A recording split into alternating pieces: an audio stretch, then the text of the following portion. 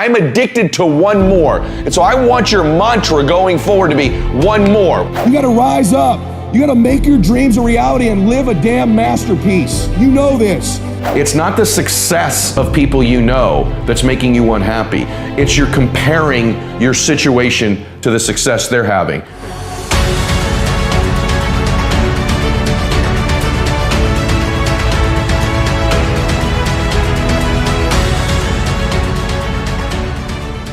I'm addicted to one more. And so I want your mantra going forward to be one more. What does that look like if we're working out? That means when we're in the gym and we say, I'm gonna do 5 sets of 10, I'm crazy.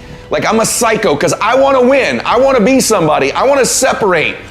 I wanna compete. And the way I do that isn't with my giftedness, because I wasn't born with a bunch of gifts. And I think gifts are crap. I think for the most part, gifted people struggle in life because things come easy to them. I like that things haven't come easy for me in my life. I like that I don't have natural talents in every area. And maybe you like that about you too. Maybe you've looked at yourself all your life and thought, man, I don't have that natural beauty or that natural talent or this gift for creativity or intellect or humor. I don't have any of those things. But what I got is I will outwork you. And so at the gym, one of the things I focus on, they say it's 5 sets of 10. When I'm at 10, I go one more, bam, 11. If I'm running on the treadmill and it's a 45-minute run, I never finish at 45. I always go one more minute, 46. If I'm at the office and I'm supposed to make 25 phone calls that day, when I'm at the end of the day, I always do one more. If I've got meetings, I always do one more. My mantra for 3 decades in business has been one more. Let's talk first of all about getting laser focused. And I mean this as your friend. I mean this talking to myself too. I always cover things that make me better, things that I struggle with. But I gotta tell you, I think there's a different level for you. I think there's a different level for you to get obsessed, crazy laser focused. I say all the time, our obsessions become our possessions. But we won't possess them if we're not truly obsessed. I bet there's been a person in your life you've been obsessed with. If you're over 20 years old, listen to this, more than likely you've had somebody you were pretty obsessed with, haven't you? That you wanted in your life, you wanted to date, you wanted as a girlfriend or a boyfriend or a significant other. How many times a day did you think about them? How many times a day did they distract you from what you were doing with just the thought of them? In other words, this is what I want you to understand. When you're laser obsessed focused, your obsession distracts you from what you're currently doing, not the other way around. You're not really obsessed with it if you're easily distracted from it. This is so important. You right now can test whether it's your obsession with whether it distracts you constantly. The first thing you think of when you wake up, last thing before you go to bed. When you have a big laugh, it comes up. When you cry, it comes up. When you're watching TV, it comes up. When you're doing your regular job, but it's your side hustle, it comes up. You can't stop thinking about it. It distracts you from the rest of your life. That's what an obsession does. When it's not really your obsession, the rest of your life distracts you from it. And so the it in your life is so important. But there's all these things that distract us today. I'm gonna give you a recommendation. Turn your damn TV off. Turn the radio off most of the time. Turn your phone off a lot too. You gotta rise up. You gotta make your dreams a reality and live a damn masterpiece. You know this. Now, here's the thing. Couple things. You gotta make a decision. Listen to me. You gotta make a decision. What's the decision? What's the thing you came here for? Now we're at the moment. The clock is ticking. People say all the time, hey, life is short. Let me tell you something. Life can be long. You bury your dreams, you quit this, life gets long. See, time's relative. 2 minutes of you being with your sweetie, doing whatever you like to do with them, that can go by quick, right? What's about the last 2 minutes on a treadmill? Does that not seem like it goes by for like 4 hours, right? So if you're enjoying it, it's short. If it's painful, it's long. Life can be long. You want a life that feels like it's flying by. You want a life like I have right now where I go, can I just press pause? Can I just press pause? It's so good, it's so great, it's so rewarding, it's so awesome. But I don't really want to press pause because I know it can get better. So what's the decision?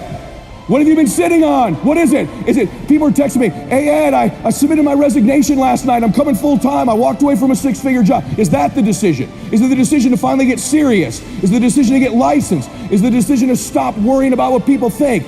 Is it the decision to become a great closer? Is it the decision to something in a relationship you have you need to get out or into? It's only a thought if you don't take an action. The difference between a thought and a decision is an action. So we know, and you know, you just decided, and you know what it is. You know what it is. You will have really decided if within this next hour you took some step towards it. Something. A note you write, a text you send, a decision you've made, something you do that you follow up with the action to make it real. It's not the success of people you know that's making you unhappy. It's you're comparing your situation to the success they're having that creates unhappiness in your life. So for those of you that are struggling and saying, you know, one of the things I suffer from is I'm just not very happy very often, I can tell you that presence of unhappiness, you will always link to a comparison of some sort, either in your own life or in other people's lives. And just being aware of that fact and stopping the comparison, embracing this moment, embracing this time, knowing that you can't go back to that previous time, knowing that you can't be in somebody else's life. You're not gonna have that other body right now. And so if you're looking to be happier, I can promise you, the number one key that I would give you is to stop the comparison game. You'd say, well, that's not completely true. I mean, what if someone passes away? That makes me unhappy. There's no comparison there. Let's take the most extreme example. Or when someone's sick in my family, someone in my family's got a really bad illness, that makes me unhappy. That's not a comparison. In fact, it is. The fact of the matter is that when someone gets sick in your family or passes away, what you do in your mind is you compare it to when they were healthy. So that comparison of I wish they were healthier again, that is a comparison between the previous situation and the current condition. If someone passes away, it's comparing the time that you had them. That's why people say, if I could just have one more moment with them, if I could just have another conversation. It's comparing it to when you had the moment. It's comparing it to when you had the conversation. And so those are extreme examples.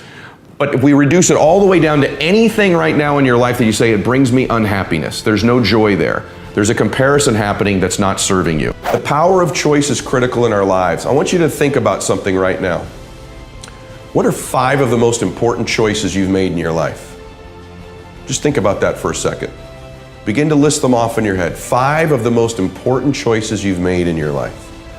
Maybe it was a decision to get involved in a particular business or to leave a particular business. Maybe it was a decision to get involved with a particular person or to become uninvolved with a particular person. Maybe it was a friend that you chose to walk across the room and meet and it changed your life.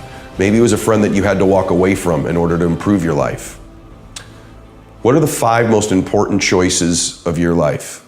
Just think about them for a second. And if you altered those 5 choices, good, bad, or indifferent, how different would your life be today? Because I'm a believer that there's everyday choices we make that when you stack them up, they make a massive difference in our life. But I'm also a believer that there are between 5 and 10, a handful of moments in everybody's life, that if we make the proper choices in those moments, the complete trajectory of our life changes. And I think as you just asked yourself that question, you may say there haven't been 5, there's been 2. What were they? And how'd they alter the direction of your life?